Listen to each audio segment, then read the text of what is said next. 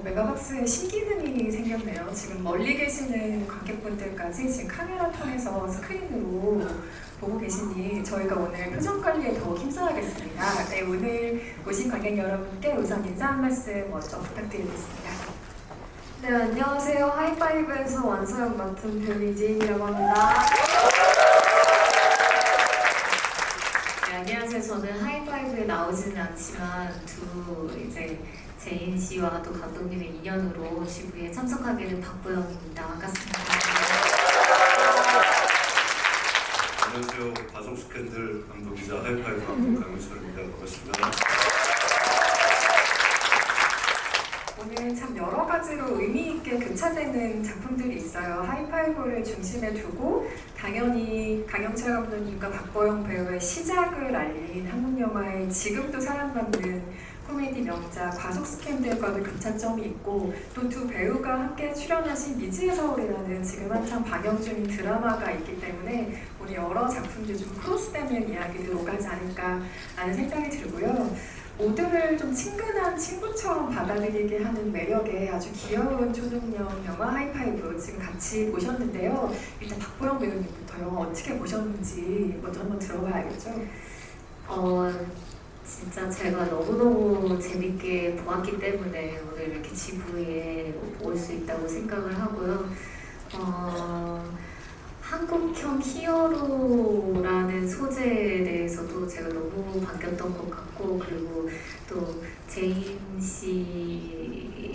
씨처럼 이렇게 여자 주인공이 또 메인이 되는 작품을 저도 개인적으로 너무 반겼기 때문에 너무 정말 재밌게 봤습니다. 저는 오기 전에 개봉하기 전에 하이라이트를 먼저 봤었거든요. 근데 거기에 리코더 씬이 나오잖아요. 저는 그때 예고편 하이라이트에서 이미 저항 없이 터지고 이런 마음으로 가면 되겠구나 라고 생각해서 그런지 시종일관 너무너무 웃음을 터지면서 봤던 영화였습니다.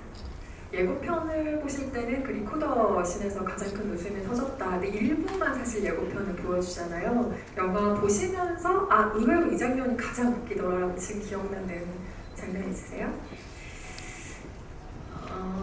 너무 많은데 사실 미란 언니 나오는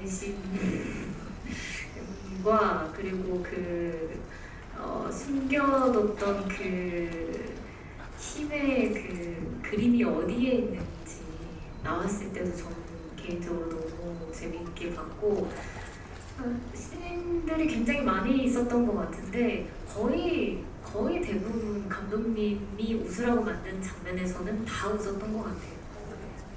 의도대로 웃어주는 관객이 사실은 감독의 입장에서 가장 반가운 관객일 텐데 박보영님 정말 반가운 관객 1호로서 또 이 작품을 봐주셨군요. 과속 스캔들로 두 분이 함께 작업을 하셨어요. 2008년작이네요. 이제 시간이 좀 많이 흘렀는데 함께 작업하실 때 기억을 더듬거나 혹은 이후에 나온 강영철 감독님의 연출작들을 쭉 보시면서 강영철 감독의 특장점이 이런 거지라고 어떤 점을 느끼셨는지도 궁금하고 잘 알고 계실 테니 작업한 동료로서 이번 영화에서는 그 장점을 좀 어떤 식으로 보였다고 생각하세요? 제가 감히 말씀을 드리자면 강철 감독님이 얼마 전에 인터뷰하신 걸 봤는데 그렇게 표현을 하셨더라고요. 비디오 가게로 표현을 하셨더라고요. 그래서 그 비디오 가게에 있는 본인의 이제 비디오들은 진정성과 또 까먹을까봐 적었는데요. 메모를 아주 많이 올려주셨어요. 네, 진정성과 부끄러움이 없는 비디오 가게를 꾸리고 싶으시다고 하셨는데 저는 항상 그 비디오들 안에는 웃음이 있다고 생각했거든요. 사람의 기분을 좋게 하는 웃음이 늘 있다고 생각하는데 매번 작품이 그러했지만 이번 작품에서 그 장점이 제일 크게 발현이 되지 않았나 싶은 생각을 했습니다. 우리의 나인걸 완서 제인 배우는 최근 배우들에게 요구되는 능력이 점점 더 많아지는 가운데 그 중에 하나가 상상력 같다는 생각을 가끔 하게 되거든요. CG 작업들이 많아지면서 그리고 이번 작품 같은 경우는 괴력을 발휘하는 초능력자라는 설정 때문에 와이어에도 매달리고 뭔가 배경이 없는 화면에서도 상상하면서 연기하거나 이런 일들이 아주 많았을 텐데 그 스크린 앞에서, 그린 스크린 앞에서의 경험은 어떠셨어요? 아무래도 이전에는 그린 스크린 경험이 많은 편은 아니었는데 사실 연기라는 게 현실에서 내 현실이나 내 삶 속에서 가져오는 것보다 상상에서 가져오는 게 항상 더 많다는 생각이 들더라고요. 뭐가 되어야 한다라는 생각으로 연기를 하지는 않는 것 같아요. 예를 들어서 살인마 연기를 하면 살인마가 되면 큰일이 나는 거잖아요. 그 히어로 연기를 할 때 뭔가 히어로가 된다는 생각보다는 이 완서라는 사람에 대해서 조금 더 이해하려고 노력하고 약간 MBTI N이 되어서 그 완서의 삶이 어땠을까, 과거에 어떤 삶을 살아왔고 앞으로 이 친구가 어떤 방향으로 나아갈까를 생각하면서 연기하려고 했던 것 같습니다. 완서가 또 박보영 배우가 연기했던 캐릭터와 여러 가지가 겹쳐요. 물론 지금 미지의 서울에서 같은 역을 연기했다는 공통점도 있지만 또 괴력을 지닌 여자 주인공이라는 점에서는 또 박보영 배우의 많은 훌륭한 필모그래피 드라마 필모 중에 또 힘센 여자 도봉순을 언급하지 않을 수가 없는데 그 봉순을 연기했던 경험을 생각할 때 이런 과정은 참 궁금하다. 나는 이런 식으로 했는데 제인 배우는 어떤 식으로 했을까 좀 궁금했던 장면이 근데 있었죠. 사실 다 너무 궁금했었던 게 왜냐면 저는 제가 힘이 센 거여서 와이어를 제가 타진 않고 상대방들이 다 탔거든요.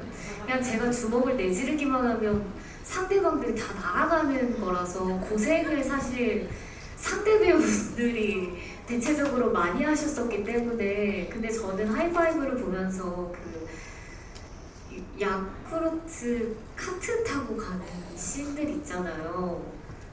어떻게 했을까? 저거를 제가 예전에는 한번 이제 달리는 거는 그 러닝머신 위에서 해본 적은 있는데 이렇게 스크린에 띄워놓고 근데 다 같이 타서 카트로 저렇게 휘청휘청 거리면서 정말 긴 씬이잖아요. 그건 사실 보면서 어떻게 했는지 너무 궁금하고 그리고 약간 마지막 후반부에서는 서로 날아가는 정도가 만화처럼 날아가서 그걸 이제 패스트를 돌리신 건지 아니면 빨간기를 하신 건지 아니면 그것도 너무 궁금했어요 사실. 영업 비밀입니다. 이런 이재인 배우가 답변을 들려주실 것으로 기대하고 마이크를 한번 넘겨보겠습니다. 어떻게 촬영하셨어요? 야쿠르트 카트 장면 한번 얘기해볼까요? 정말 영업 비밀인가요? 적당히 해보세요. 적당히 제가 정보를 잘 맞춰보겠습니다.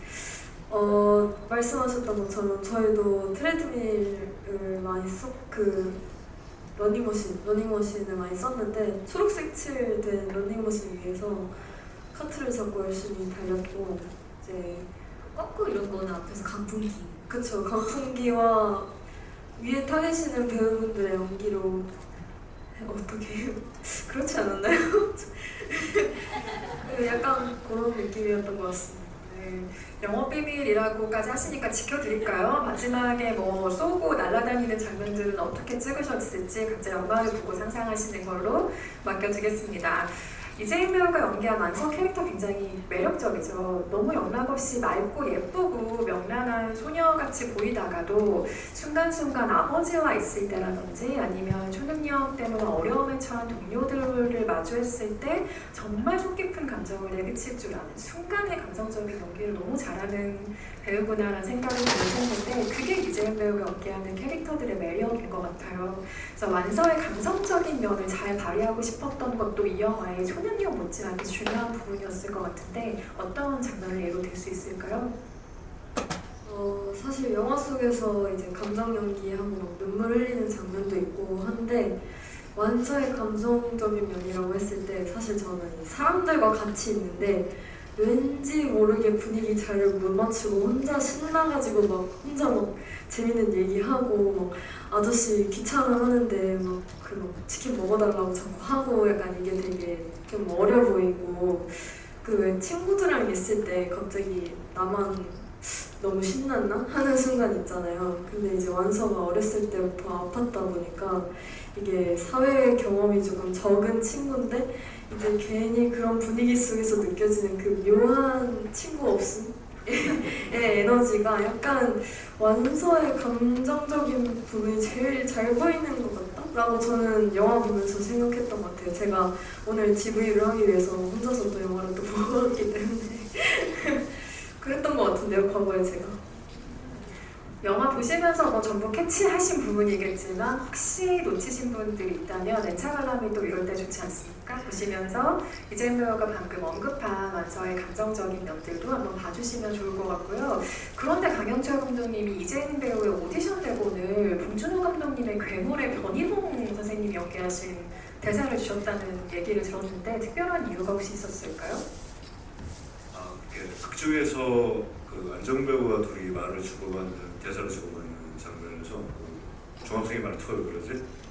했던 것 중에 이제 할아버지 말 배울 때 할아버지 손에 커서 그렇다.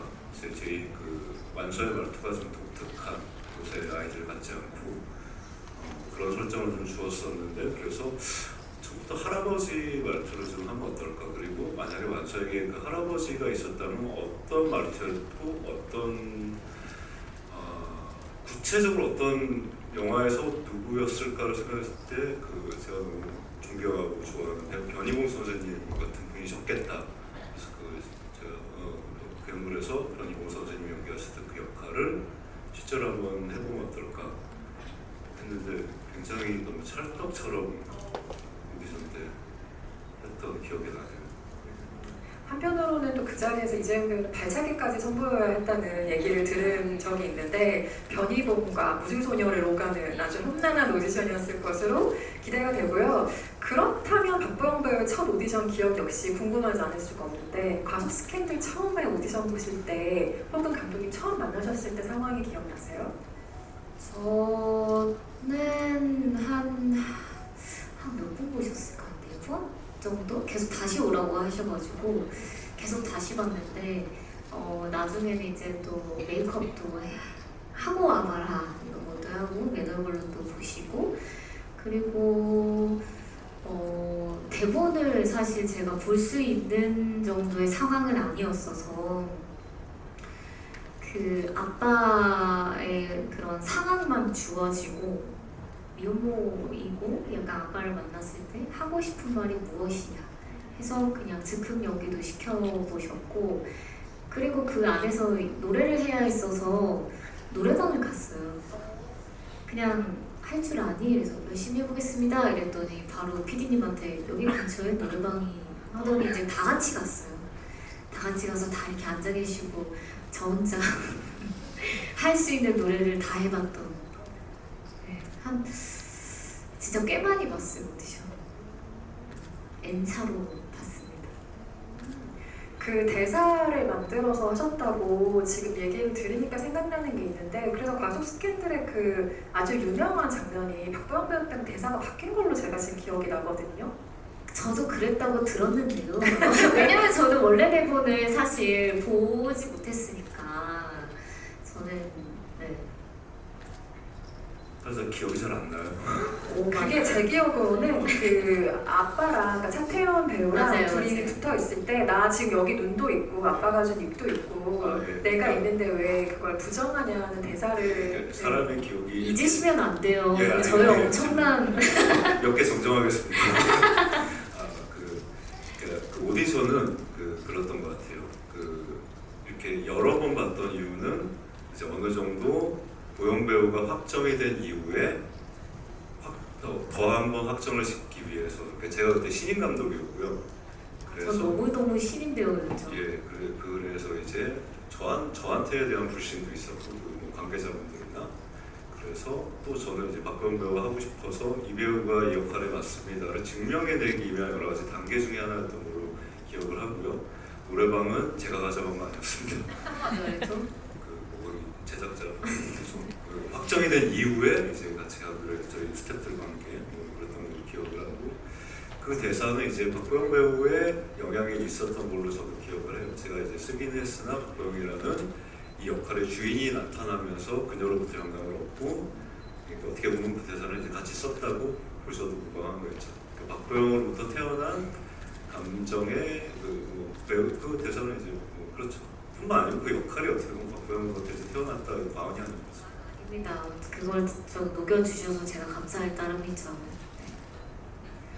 다시 하이파이브로 넘어오겠습니다. 훈훈한 분위기이지만 완서 얘기를 조금 더 해볼게요. 근데 완서라는 캐릭터가 사실 지금 우리가 언급한 바속 스캔들의 박보영 배우가 연기한 황정남, 황재인이라는 이름으로 또 있었죠. 그 역할과도 닮아있고 또 강영철 감독의 전작들을 쭉 생각해보면 써니의 나미, 심은경 배우가 연기했던 캐릭터, 그리고 스위키즈에서 박혜수 배우가 연기했던 판례까지 좀 이어지는 결의 느낌이 있는 것 같아요. 각자 생각하시는 이미지가 있겠지만 그냥 저의 언어로 한번 정리를 해보면 어떤 식으로 이 소녀들은 지금 세상과 불화가 있어요. 뭔가 잘 섞이지 못하는 상황이긴 한데 기죽지 않는다. 그리고 꿋꿋하게 그 상황을 어떤 식으로든 타개해낸다. 동료들이 있다. 이런 공통점을 가지고 있는 것 같아요. 그래서 이와 같은 캐릭터에 관심이 좀 직관적으로 나도 모르게 가시는 편인지 아니면 호감의 근원이 따로 있는지 궁금해지더라고요.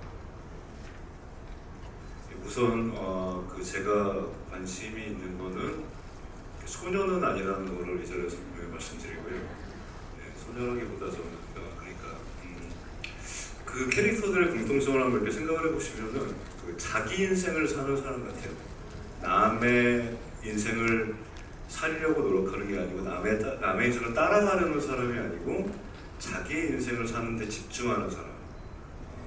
그러니까 뭐 남녀를 떠나서 나이를 떠나서 저는 그런 사람들의 관심이 있고 저도 그렇게 살려고 굉장히 노력하고 그런 사람인데 이제 그런 사람들한테 매력을 느끼고 이렇게 그 캐릭터를 영화에 꼭 주체적인 인물로 쓰고 싶은데 이렇게 이야기를 구성하다 보니 그러니까 첫 영화 때 이제 보영 씨가 연기한 그 황정남 캐릭터도 그 나이 또래 그 여배우가 해야 되는 역할이었고 그 다음 영화에 뭐 남이도 그렇고 지금 이제 완서 이재인 씨가 연기한 그 역할도 그렇게 됐고 하다 보니 이렇게 결이 이어졌는데 그들의 공통점은 자기 인생을 주체적으로 살아가는 인물이다. 그리고 심지어 굉장히 굳다. 그래서 제가 이렇게 감히 누구를 평가하는 걸 좋아하지는 않고 할 수도 없지만은 제가 느끼는 어떤 주파수에서 박보영 배우는 저만의 주파수일 수 있지만은 굉장히 누나 같다고 생각이 들어요. 이 외모로는 말도 안 되겠지만 저는 박보영 배우한테 늘 가끔 한 번씩 얘기하는데 당신 누나 같은 느낌이 있다고. 뭐 아시는 분들, 느끼시는 분들도 계실 수 있을 거예요. 그만큼 이렇게 심지가 깊고 좀 위지할 수 있는 사람. 실제로 저는 그런 사람을 이렇게 늘 느끼거든요. 어떻게 보면 그래서 그때부터 제 영화에 굉장히 영감을 주고 캐릭터가 생성하는 데 있어가지고 가장 큰 영감을 준 배우가 아닌가라고 생각을 하고 있습니다. 이재인 배우도 그런 면에서 좀 심지가 굳어 보이는 이런 면 때문에 또 만나게 되신 게 아닐까 싶지만 또 이재인 배우를 누나 같다고 하실 수는 없을 테니 여기까지만 일단 답변을 갈무리하는 것으로 하고요. 두 분이 지금 방영 중인 드라마 미지의 서울에서 같은 역할을 하고 계세요. 유미지, 유미래 두 역할을 하고 있고 1인 2역인 거죠. 쌍둥이 자매란 설정상 박보영 배우의 경우에는 그 쌍둥이가 또 각자 인생을 바꿔 산다라는 설정 때문에 1인 4역이다 뭐 이런 식의 이야기도 지금 들려오고 있는데요. 이재인 배우는 이전에 사바하라는 영화에서 금화와 너무나 우리를 두렵게 만들었던 그것의 존재로 또 1인 2역을 앞서서 경험하시게 됐어요. 그리고 하이파이브도 어떻게 보면 물론 안설하는 한 사람이지만 라인걸이라는 캐릭터와 아주 느슨한 1인 2역을 한다고도 볼 수가 있겠죠. 내 마음대로 안 되는 몸이 있었는데 그래서 어렸을 때부터 너무 괴로웠지만 이식을 받기 전 완서와 그러니까 이식을 받은 버전 2의 완서가 있는 거죠. 두 분이 생각하시는 1인 2역 연기만의 재미나 매력이 뭔지 너무 궁금해요. 또 최근에 각자 또 연기하셨을 테니까 아직 많이 기억에 남는 재미 같은 것이 있을 것 같은데요. 배우로서는 너무 욕심이 나는 건 당연한 것 같고요. 그리고 저 개인적으로는 한계치를 시험해 볼 수 있는 나의 한계를 부딪혀보는 제가 이번에 하면서 정말 많이 느꼈어요. 저의 한계를 뭔가 좀 그러면서 좀 한 발짝 더 나아갈 수 있는 배우로서는 모든 사람들이 좀 꿈꾸는 어쩌면 되게 욕심을 한 번쯤은 부려보고 싶은 것 같아요. 제 생각에는. 하지만 저희는 지금 그 한계를 드라마에서 전혀 느끼지 못하는 채로 빠져서 보고 있죠. 이재현 배우는 어떤 매력을 얘기해 주시겠어요? 제가 운이 좋게도 1인 2역을 벌써 두 번째 해보고 있는데 사실 많은 역할을 해볼수록 행복한 게 배우인데 한 작품에서 두 역할을 할 수 있다는 건 너무너무 뭐라고 해야 될까요? 가성비가 좋다? 그런 매력이 있는 것 같고 또 완서랑 나인걸이 약간 1인 2역 같다는 말씀을 해주셨잖아요. 근데 히어로라는 존재 자체가 좀 그런 것 같아요. 어떤 변화를 통해서 알을 깨고 나가야만 어떤 다른 사람을 구하는 히어로가 될 수 있다는 것이 그냥 초능력자가 아니고 히어로로서 거듭나는 그런 역할을 해볼 수 있다는 게 너무너무 행운이었고 그런 약간 미묘하지만 어떤 성장을 한 건가 싶긴 하지만 그럼에도 불구하고 어떤 성장을 이루고 다른 사람을 구하는 경험을 했다라는 인물을 연기할 수 있는 게 너무너무 즐거운 작업이었던 것 같습니다.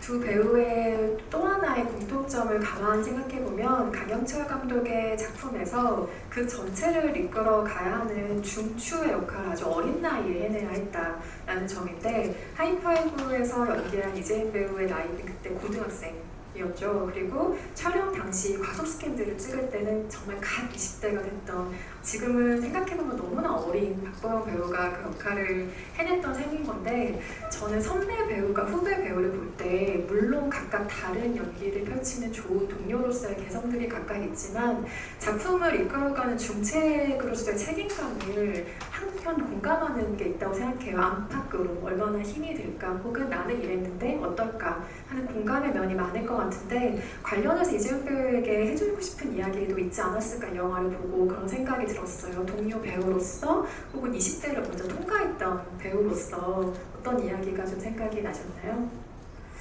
일단 제가 제인 배우를 보면서 어떤 떠오르는 게 있는데 이걸 표현을 어떻게 해야 될까 이런 생각을 한 적이 있는데 어떤 기자님이 그런 표현을 써주셨더라고요.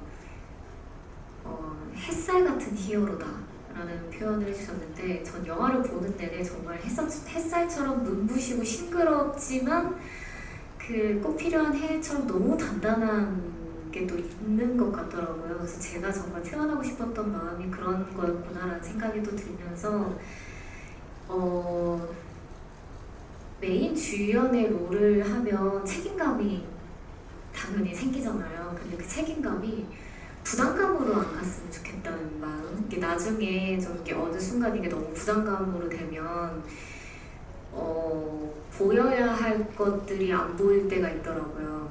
그리고 제인 씨도 지금 또 워낙 경험이 많으시니까 아시겠지만 영화라는 것들은 뭐 드라마도 포함한 작품은 혼자 할 수 있는 게 전혀 아니잖아요. 굉장히 그 퍼즐을 맞추는 것처럼 각자의 다 해야 할 일이 있고 그래서 다 같이 정말 한 땀 한 땀 만드는 거기 때문에 내가 주연이고 롤이 크지만 그래도 이건 모두가 다 같이 한다는 생각으로 책임감은 갖되 부담감은 좀 내려놓는 게 좋지 않을까 그런 생각. 배우가 되길 잘한 것 같아요. 정말 감사합니다. 두 분이 부끄러우실 테니까 박수 한 번만 보내주세요.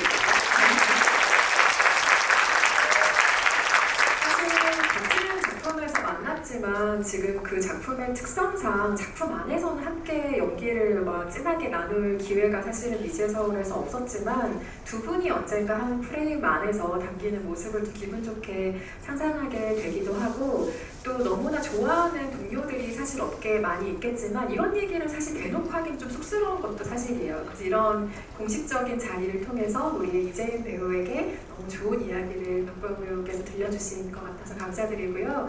강영철 감독님께는 오늘 또 박보영 배우가 자리하셨기 때문인지 저는 과속 스캔들과 연관성을 또 이 영화를 계속해서 생각을 하게 되던데요. 아마 우연의 일치일 수도 있겠지만 두 영화의 공통점 중에는 아빠와 딸의 서사가 도드라진다라는 점이 있습니다. 물론 전혀 다른 양상의 아빠죠. 과속 스캔들의 아빠는 난 너를 원한 적이 없다 라고 이야기하는 아빠고 아주 철없는 아빠고, 여기에서는 내가 아빠를 지켜줘야 할 것 같은 상황이긴 하지만 어쨌든 아빠가 나만 믿어 라고 말하는 딸에 대한 사랑이 정말 지극한 아버지라는 점이 있죠. 그리고 과속 스캔들과 이 영화 모두에 황기동이라는 이름의 캐릭터가 등장한다라는 점도 있는데, 그래서 저는 영화를 처음 볼 때부터 너무 과속 스캔들이 유독 생각이 나는 작품이기도 했어요. 그래서 왜 그럴까 생각해보니까 장기 이식이라는 모티브가 있잖아요. 그래서 인물들에게 능력이 이식되는 것처럼 강영철 감독이 가지고 있던 무언가가 이런 식으로 하나씩 이식이 된다는 느낌을 개인적으로 받았는데, 첫 장편 연출작에서 그렇게 이식된 부분이 많은 작품이 아닐까라는 생각이 들어요. 우연의 일치일까요? 관련해서 얘기를 좀 들려주신다면요. 그러니까 제가 첫 영화를 이제 그 과속 스캔들이라는 영화를 찍었을 때 그게 신인 감독이지, 첫 영화니까 신인 감독이죠 당연히. 그게 뭐 흥행이 될까 뭐 이런 생각 못했죠 당연히. 제가 만든 영화가 스크린에 걸린다는 것 자체가 신기했었고, 그 다음에 이걸 사람들이 좋아할까, 이걸 볼까? 라는 게 궁금했었고, 그 다음에 다만 확신에 있었어요. 제가 첫 번째 관객으로서 이 영화 재밌다, 즐거울 것이다. 자, 근데 여기서 이제 저 배우들이 이제 이 영화를 허락하고 같이 하기로 배우들이 한 컷 한 컷 찍어 나가고 그 찍은 것을 편집하고 할 때마다 저는 그 영화가 너무 재밌었거든요. 완성해서 만든 게. 근데 이제 세상에 저 스크린에 이제 걸리기까지는 모르는 거잖아요. 이제 사람 관객분들 만나서 이제 평가받아야 되니까. 근데 세상에 내놨는데 너무들 좋아하시는 거예요. 그 당시에. 뭐 지금도 즐겨 보시겠지만 계신다고 하는데.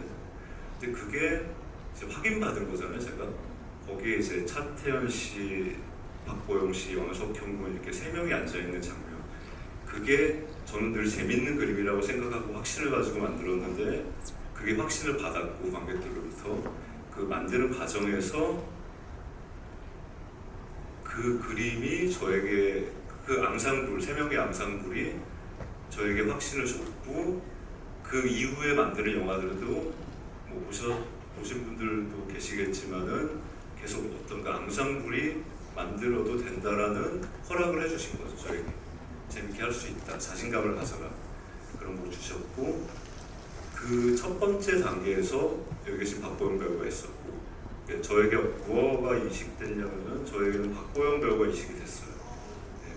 그래서 느끼셨던 게 왜 그랬냐면은 저에게 박보영 배우가 이식이 되었기 때문에 제인 양에게 그런 디렉션을 줄 수 있었던 거고, 저는 그냥 단 한 사람의 제 이름 섭자를 가진 개인이 아니고 이 작업을 할 때는 제 안에는, 제 뒤에는 박보영이라는 배우가 저와 같이 이재인 양에게 디렉션을 주고 저와 같이 이 글을, 이재인을 만드는 글을 써준 작가이기도 했던 것 같아요.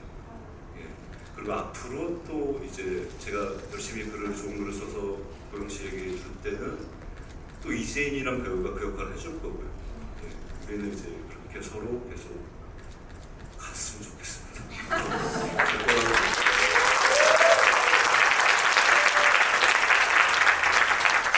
네, 뭐 그래야 할 일도 없어야 될 뿐더러 장기는 서로 나눌 수 없지만 그런 어떤 생각과 감정과 사랑을 나누는 동료로서 또 세 분의 앞으로가 기대되는 답변이었던 것 같고요. 안 그래도 캐스팅 단계에서 배우들의 조화를 어떤 방식으로 고려하시는지 굉장히 궁금했던 게, 감독님 영화를 앙상블 영화라고 그 많은 특징 중에 하나를 꼽는다면 이전에는 머릿속에서 이 배우와 이 배우가 쉽게 연결되지 않았던 배우들인데 이 앙상블을 통해서 항상 굉장히 멋진 하모니를 보여준다라는 것이 강영철 감독님 연출작의 또 매력이 아닐까 생각하는데요. 그렇게 어울릴까 싶었던 배우들이 한 자리에서 묘하게 어울리는 모습을 볼 때 재미가 분명히 있거든요. 어떤 식으로 캐스팅을 떠올리시는 편이세요?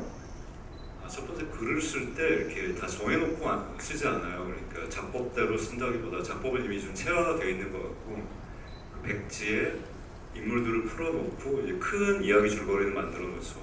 그리고 영화의 톤 앤 매너나 뭐 주제의식 같은 걸 만들어 놓고 쓰는데, 인물들을 만들어 놓고 인물들의 움직임에 따라서 제 손가락이 그냥 타이핑을 하는 거죠. 그러다 이렇게 오래 이게 그런 이제 고난의 과정을 겪다 보면 이제 글이 완성되는데 거기서 태어난 인물들은 좀 비교적 살아있는 인물들이거든요. 제가 많이 관여하지 않고 제가 신으로서 어떤 창조자로서 접근한 게 아니고 그들의 관찰자로서 관객으로서 접근한 글이 나오기 때문에 그러면 이제 실제 이 영화의 주체는 이 안에 살아있는 인물들이었기 때문이죠. 그러면 어떻게 보면 캐스팅의 주도권은 저한테 있는 게 아니고 이 인물들한테 있는 것 같아요. 그리고 이제 이 인물들이 어울리는 사람이 감독은 그래서 영화 쓴 글에서 이 스크립에서 영화를 먼저 이렇게 상영을 하게 되거든요, 머릿속에서. 그러면 어느 배우가 들어와서 역할을 주인이라고 역할을 채가요. 그런데 동시에 또 저런 사람이 약간 삐딱한 게 있어가지고 이 배우는 늘 그런 역할을 했기 때문에 그 개런티에서 아주 좋은 점도 있지만 동시에 이 배우를 이쪽에 옮겨주고 싶다. 그리고 배우분들 잘 아시겠지만은 다른 역할에 많이 도전해보고 싶고 그런 거들 예술가들은 그런데 늘 갈증이 있거든요. 그래서 사석에서 만드는 그런 말씀들 굉장히 많이 하시는데 그런 것들을 또 이렇게 채워주고 싶은 게 또 이런 저 같은 이렇게 일하는 사람들의 또 의무이기도 하고요. 그런 면에서 또 이렇게 잘 매치가 되는 게 배우들의 능력치가 굉장히 뛰어나기 때문에 뭐 그런 데서 오는 어떤 결과물인 것 같습니다. 강영철 감독님만이 할 수 있는 답변인 것 같기도 하고 왠지 너무나 수능 시험을 잘 본 학생이 국영수 중심으로 열심히 했다는 답변처럼 들리기도 하고 여러 가지 생각이 듭니다. 마지막으로 세 분께 공통 질문 하나 드리고 관객석으로 마이크를 넘겨서 질문 받아보려고 하는데요. 코미디 영화 혹은 코미디 요소가 짙은 영화를 볼 때 관객은 여러 가지 즐거움을 느끼죠. 슬랩스틱 장면에서 느끼는 원초적인 즐거움이 있을 수도 있고 아니면 정말 풍성한 대사의 말맛을 통해서 느끼는 재미도 있을 텐데 정말 그 시원한 웃음을 우리나라 극장에서 경험을 하게 되죠. 그런데 한편으로 저는 이런 궁금증이 드는 게 그렇다면 만드는 사람들한테 코미디는 어떤 즐거움이 있을까? 왜냐하면 그 과정이 즐거워야 이 웃음이 그대로 영화에 묻어나는 것일 거기 때문에 만드는 분들도 항상 너무 재밌게 이 작업을 했으면 좋겠다, 그러길 바란다라는 마음으로 코미디 영화를 보게 되거든요. 어떤 즐거움이 있나요? 코미디 영화를 만든다는 것은. 세 분의 답변 차례로 들어보겠습니다. 근데 제가 영화관에서 사람들이 웃는 걸 듣는 게 너무 오랜만이라는 생각이 들더라고요. 그래서 촬영할 때는 이게 어떻게 그려질까 약간 궁금한 게 있었어요. 왜냐면 정말 진지하게 리코더도 진지하게 부르고 치킨 쪽에서 이름도 진지하게 지었는데 이게 재밌을까 했는데 영화관에서 보니까 너무 재밌는 거예요. 근데 옆 사람이 웃는 게 너무 재밌는 거예요. 그래가지고 코미디 영화라는 건 진짜 영화관에서 볼 때 엄청난 시너지를 내는구나 라고 느꼈고 만드는 사람도 정말 영화관에서 관객분들이 웃는 소리 들을 때 제일 재밌게 느끼게 되는 것 같습니다. 오히려 다 만들어 놓은 이후의 즐거움이 아주 크군요. 어떻게 생각하시나요? 다 이렇게 좀 공존하는 것 같기는 한데 코미디여서 현장에서 아이디어를 막 더 내다가 즐거워지는 때가 있고요. 그리고 오히려 코미디 연기를 할 때 그 리코더를 되게 진지하게 했다는 것처럼 저희가 진지하면 진지할수록 웃기게 나오는 씬들이 있기 때문에 더할 나위 없이 너무 진지하게 할 때도 꽤 있거든요. 근데 사실 뭐 제가 얼마 전에 다른 선배님을 만나서 얘기하다가 그런 얘기를 하신 적이 있어요. 우리는 모두 연출하는 연출자도 그렇고 배우도 그렇고 우린 다 광대다. 봐주는 사람이 있어야 우리가 즐거움을 얻고 그 봐주는 사람들이 즐거워해야 우리가 그거에 또 희열을 느끼는 거 아니냐라는 얘기를 했거든요. 작업을 할 때는 항상 그런 것 같아요. 이거를 보실 때 재밌겠지? 어떻게 해야 더 재밌게 봐주실까라는 생각으로 사실 제일 많이 하는 것 같고 그래서 그 현장에서 일하는 스태프들이 얼마나 웃음이 터지느냐 그것도 사실 굉장히 예민하게 저희가 생각하는 것 같아요. 그래서 어쩔 때는 같이 하는 배우나 스태프들이 웃음을 못 참아서 NG가 나게 되면 이거 좀 재밌게 꽤 잘 나오지 않을까라는 생각을 하면서도 하는데 결과적으로는 봐주시는 관객분들이 재밌게 어떻게 하면 봐주실까라고 생각하면서 작업하는 게 가장 크지 않을까 싶습니다. 맞아요. 예, 저 도영 씨랑 이제 비슷한 생각인데 이제 저희도 좀 즐겨야 되잖아요. 예, 좀 재밌는 영화에서 그래서 코미디 영화가 가장 저도 선호하고 좋은 점은 이렇게 저 같은 경우에는 글 쓸 때 제가 쓰다가 혼자 저 바보처럼 이렇게 앉아가지고 기특거릴 때가 있거든요. 이렇게 제가 쓴 글 가지고 제가 혼자 상상하면서 웃고 그 제가 만약 공포 영화나 막 그 잔인한 영화를 쓴다고 생각했을 때 밤에 어두운데 모니터 앞에 앉아서 얼마나 무서울까요? 그렇지만 코미디를 쓰고 있었기 때문에 웃을 수 있지 않았을까? 예, 그런 것이고 현장에서도 어떤 장면을 찍고 재밌는 장면을 찍고 컷 했는데 다 함께 이렇게 웃을 때 거기 현장은 저희들에게 이제 직장인데 직장에서 이렇게 다 함께 웃고 하게 하면 너무 좋잖아요. 행복한 직장 생활을 할 수 있다는 거. 네, 그런 것들이 저희 만드는 사람에게도 굉장히 좋은 환경이 있고 이기 때문에 저희한테도 큰 즐거움인 것 같습니다. 네, 답변 감사드립니다. 객석으로 마이크를 넘겨서 질문을 받아볼 텐데요. 저희가 선착순으로 준비된 수량만큼 오늘 세 분이 직접 사인하신 엽서를 선물로 드릴 예정입니다. 첫 번째 마이크 어디로 갈까요? 두 번째 줄에 손 드신 관객분께 마이크 드립니다. 네.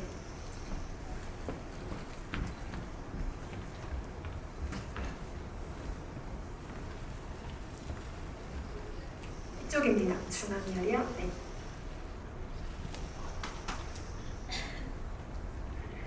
네, 박보영 배우님한테 질문드리고 싶은데요.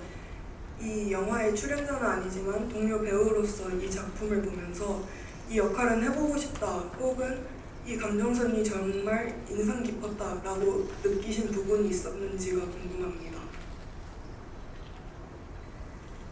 미란 언니 역할이요.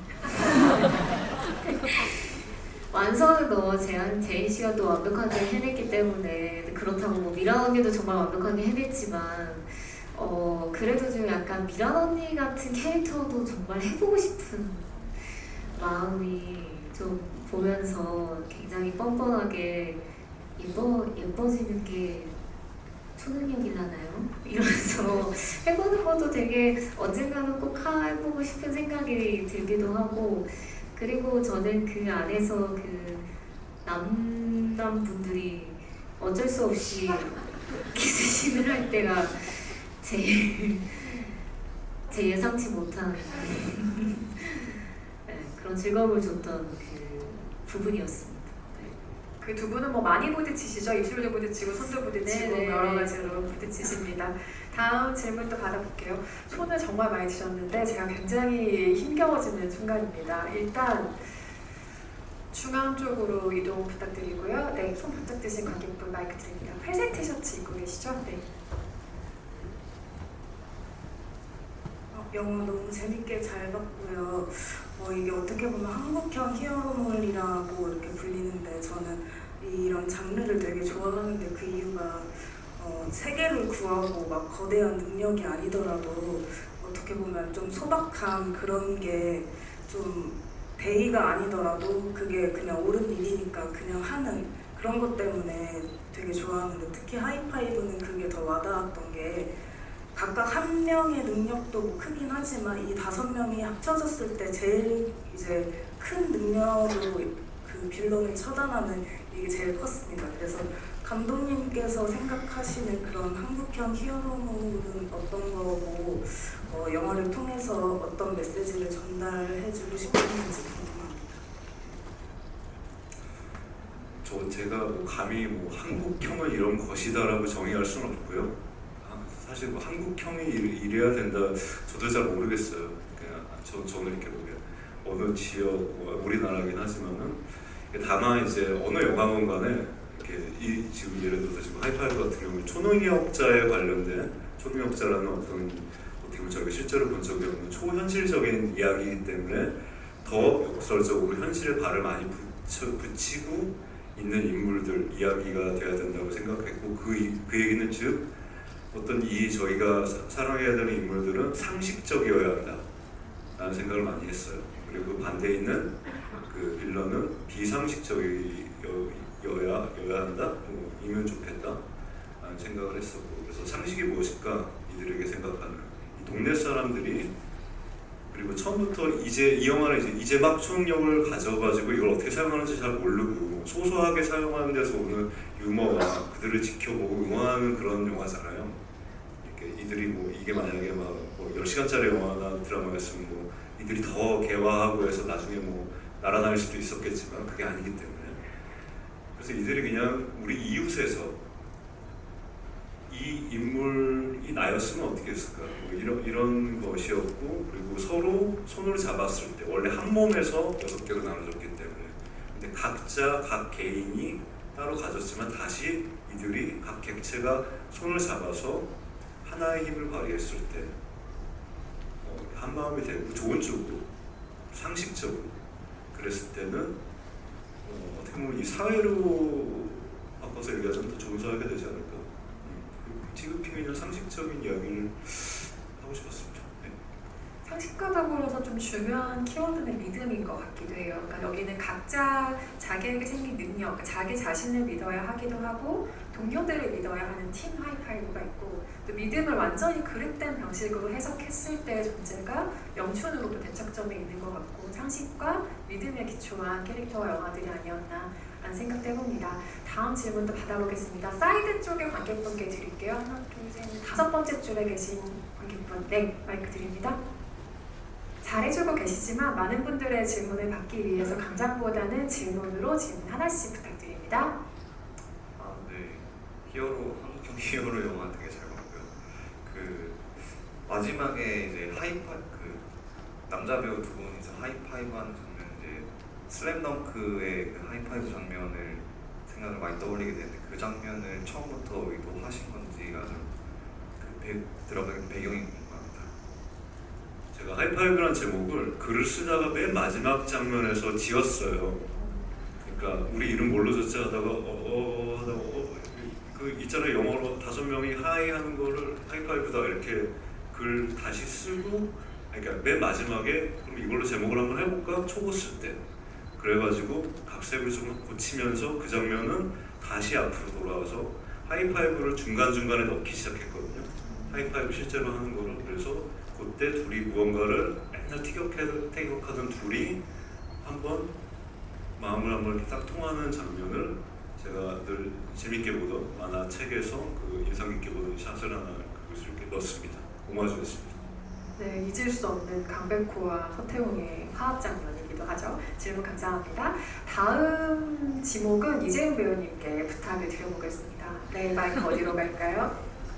한 분씩 다 실현 드릴 거예요. 네, 그래요? 그러면 제 이름 들고 계신 네, 제인이라는 이름 스케치북에 들고 계신 관객분 중앙면에 계십니다. 네. 안녕하세요. 오늘 영화 굉장히 재밌게 잘 봤습니다.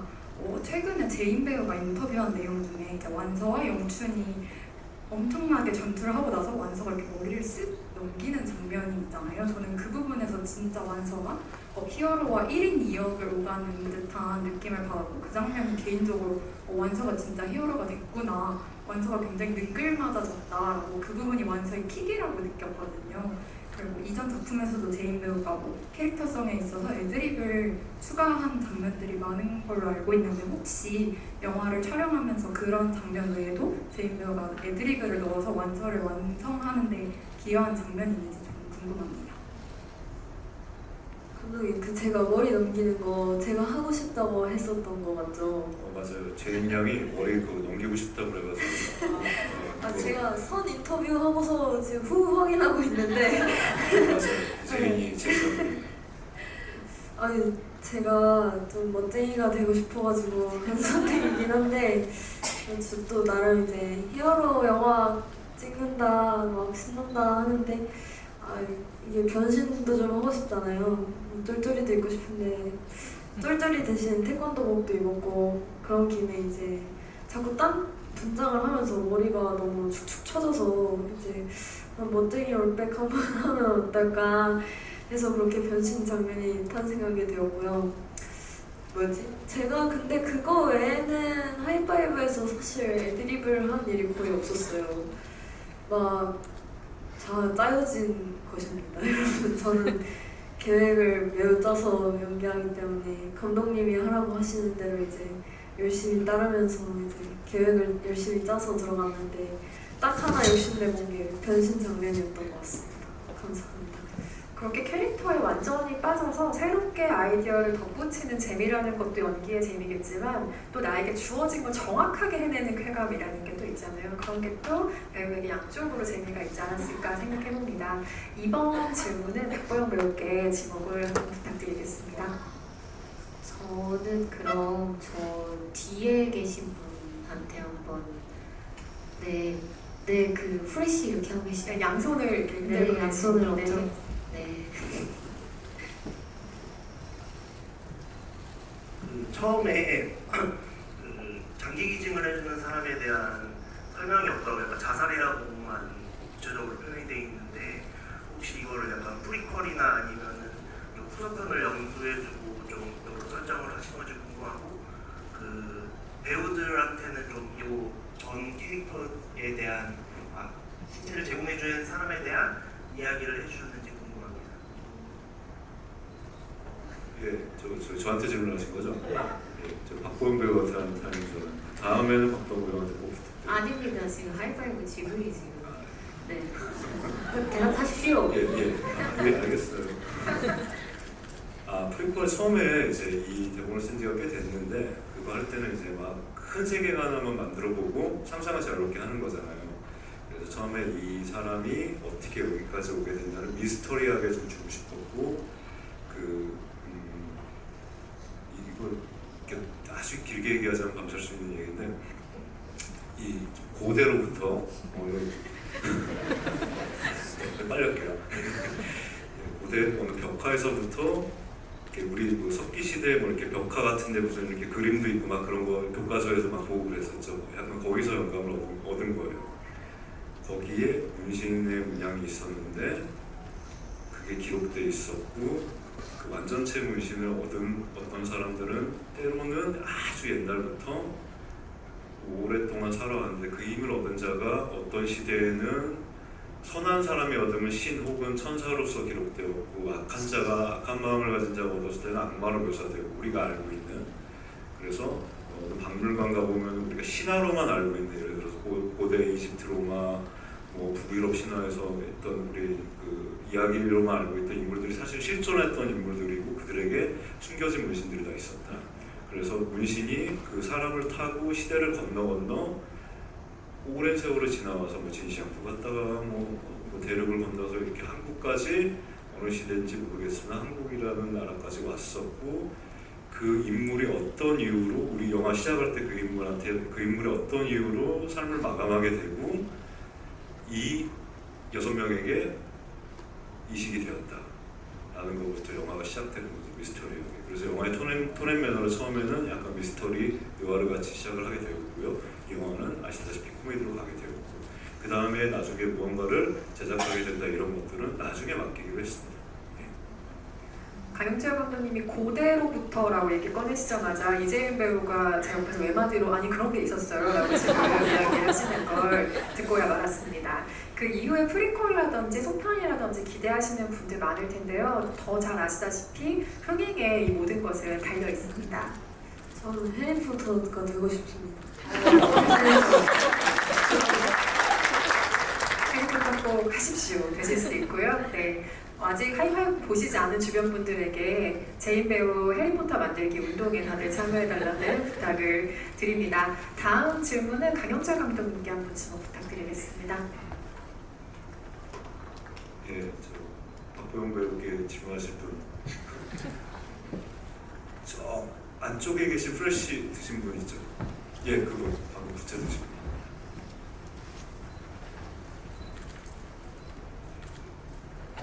그러면 보영 배우님께 질문 좀 드리겠습니다. 일단 그 질문하기 앞서 최근에 좀 미팅 같은 것도 해주시고 봤습니다. 오늘 GV도 와주시고 우리 분들이랑 소통한 자리 만들어주셔서 너무 감사드리고요.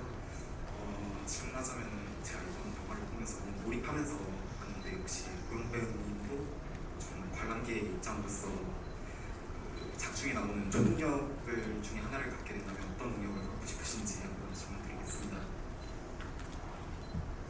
사실 갖고 싶은 게 되게 많은데요.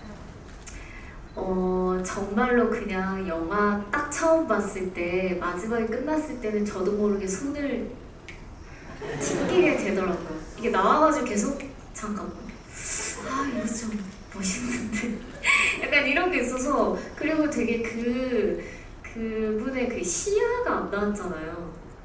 그러니까 그 캐릭터의 시야로 안 보이잖아요. 그래서 너무 궁금해요. 그 캐릭터가 본 그 시야가 한 번도 안 나와서 사실 어떤 식으로 그 눈에 이렇게 표현이 되는지도 사실 너무 궁금해서 저는 그걸 한번 경험해보고 싶어요.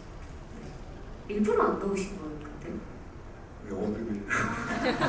이렇게 궁금해하고 그러라고 그러면 이제 영화 너무 많은 제작비가 드나요? 영화도 잘 돼가 이제 좀 네, 전문용어로 POV를 보고 싶다라는 이야기를 들려주셨는데요. 굉장히 재미있는 상상이네요. 아마 시나리오를 쓰는 과정에 박보영 배우 만나서 강영철 감독이 이야기를 나누셨다면 뭔가 어떤 식으로든 반영됐을 만한 아이디어라는 생각이 들기도 하고요. 다음 질문 또 받아보겠습니다. 저쪽 뒤쪽으로 한번 가볼까요? 저기 맨 뒤에서 프레쉬 켜고 계신 분, 네, 프레쉬라고 하는 게 맞나요? 뭔가 좀 좋은 말이 있을 것 같은데. 네. 저는 이재인 배우님께 질문드리고 싶은데요. 이 영화에 액션이 굉장히 많잖아요. 그래서 액션을 준비하면서 어떤 에피소드들이 있었는지 궁금합니다. 이런 거 얘기해도 되나? 영화가 너무 가혹해 보일까봐. 제가 사실 체력이 정말 안 좋아요. 저는 살면서, 그러니까 저는 그냥 이게 재능은 있는데 약간 열심히 안 하는 스타일? 모든 것에서 죄송합니다. 이게 제가 체력이 진짜 안 좋아서 처음부터 이 영화를 감당하기 위해서는 체력을 키워야 되겠다라는 생각이 들어서 무술 감독님과 함께 산을 뛰어올랐다는 일화가 유명한데 그 뛰어오르기만 한 건 아니고요. 뛰어오르다가 이제 막 토하고 막 울고 저 안 할래요 이러다가 잡혀가서 또 너는 할 수 있어 너는 완서니까. 근데 그게 제일 힘나는 말이었던 것 같고 제가 이제 배드민턴을 하는 드라마를 했었는데 그걸 동시에 이제 태권도 훈련을 했었어요. 네, 아까도 말씀드렸듯이 기초 체력이 안 돼서 팔굽혀펴기를 하는데 팔굽혀펴기를 이렇게 딱 하고서 안 일어나져가지고 그 상태로 바닥에 엎어진 채로 눈물을 흘렸거든요. 이러고 보니까 그 무술 감독님이 T이셨어요. MBTI가 일단 일어나서 울어 이러신 거예요. 그게 제일 웃겼던 것 같아요. 웃긴데 이게 힘들고 뭐 그러니까 그랬던 것 같습니다. 마치 오은영 선생님의 다 울었니 그럼 할 일을 하자 약간 그런 느낌이 느낌으로. 줬어서 저도 너무 힘내서 할 수 있었던 것 같습니다. 아니 근데 정말 우연찮게 운동 경기하는 씬을 많이 찍어야 되잖아요. 방금 언급하신 라켓소년단이라는 드라마에서는 배드민턴 유망주였고 또 지금 미지의 서울에서는 끝내 그 꿈이 좌절되긴 했지만 육상을 한다라는 설정이 있고 이 영화도 태권도를 한다라는 설정이 있고 체력이 약한데 어떻게 그렇게 그런 작품만 몰리게 될까? 지금 생각난 것은 산을 뛰어올라가는 훈련을 하셨다고 했잖아요. 근데 미지의 서울에 산 정상에 올라가는 장면이 있지 않나요? 회상씬 중에. 그것도 실제로 다 올라가서 찍으신 거죠? 그래도 다행히 그거는 차 태워다 주셨어요. 산 올라갈 수 있는. 제가 듣기로는 진짜 고생해서 올라갔다고 막 감독님이 엄청 고생했다고 애기들이 막 그러셨는데. 고생을 했는데 이게 그때가 11월이었어요 촬영이. 근데 이제 여름 배경이니까 산 정상이 좀 추웠긴 했는데 덕분에 붓기 빠져서 잘 나오더라고요. 감사합니다. 네, 혹시 아직 안 보신 분이 있다면 미지의 서울 그 장면도 꼭 확인해 주시길 바라겠고요. 짧은 질문 있으시면 마지막 질문 하나 받아볼까요? 가장 어려운 시간입니다. 정말 다 드리고 싶은데 이쪽 사이드에 지금 아이패드 들고 계신 관객분 있으시죠? 네, 마이크 전달드립니다. 네, 지금 이번에 나온 하이파이브에서 연기하신 역할과 박보영 배우님이 연기하셨던 미지의 서울에 나오는 두 두 캐릭터를 만약 두 배우님께서 바꿔서 연기한다면은 이게 어떤 느낌으로 낼지 그냥 한 번씩만 들어보고 싶어가지고. 그러니까 이재인 배우가 성인의 유미지 유미래를 연기하고 네네. 박보영 배우가 하이파이브의 완서를 연기한다면 어땠을까를 물어보신 거죠? 네, 맞습니다. 네.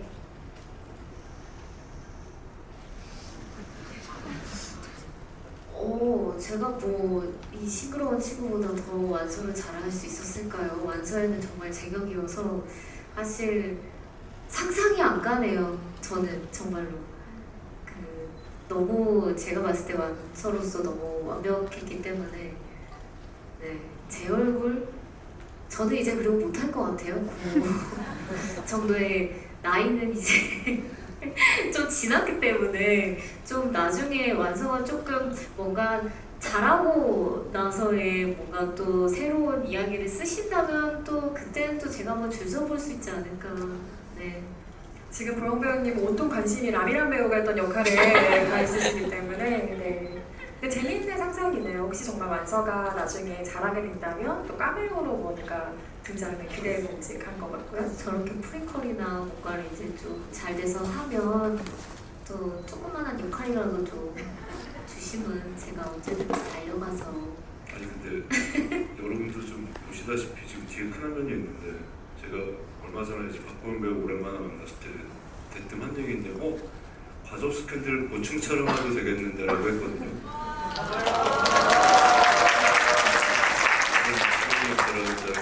이해를 할 수 없네요. 네. 옆에서 저도 가까이서 보고 있지만 같은 생각입니다. 네, 화면으로 보고 계시면 같은 생각이실 거고요. 이재인 배우 미래와 미치의 어린 시절 연기하긴 했지만 성인을 연기한다면 또 어떤 느낌일까요? 네, 제가 감히 근데 저 고등학생 미지 미래도 사실 배우님이 하셔도 그냥 하셨을 텐데 제가 배우님 아역을 하는 바람에 제가 처음 이제 됐다 그래가지고 캐스팅이 저요? 이랬거든요. 감독님이 1인 2역을 해야 하는데 고등학생으로 좀 어린데다가 그렇게 연기를 잘할 수 있는 친구가 제인이밖에 없다고 하셨어요.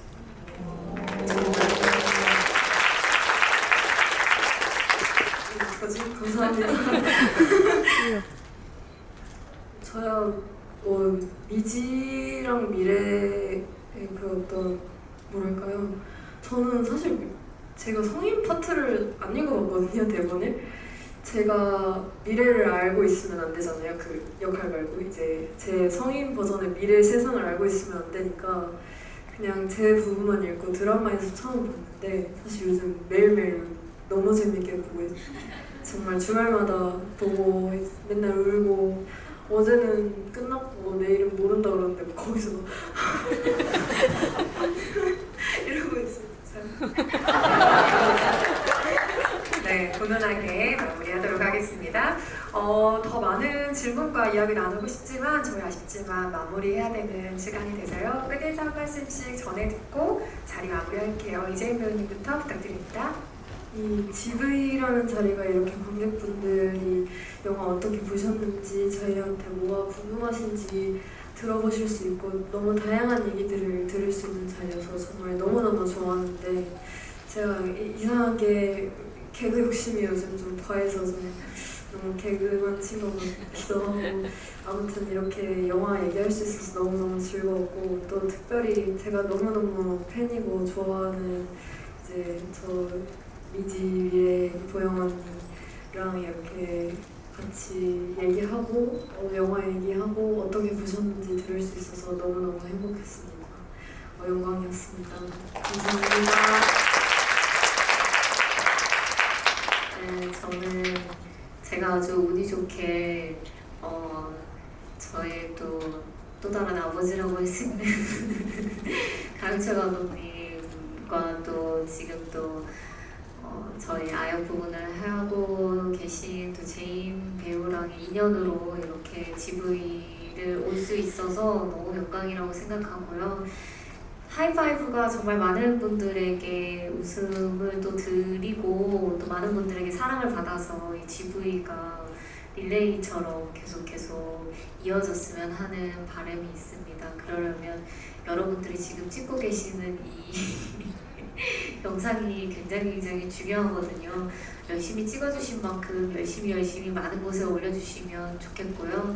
더불어서 영화에 대한 소감도 같이 올려주시면 너무너무 감사하겠습니다. 오늘 영화 봐주셔서 너무너무 감사드리고 앞으로도 하이파이브 많이 사랑해주시길 바랍니다. 감사합니다.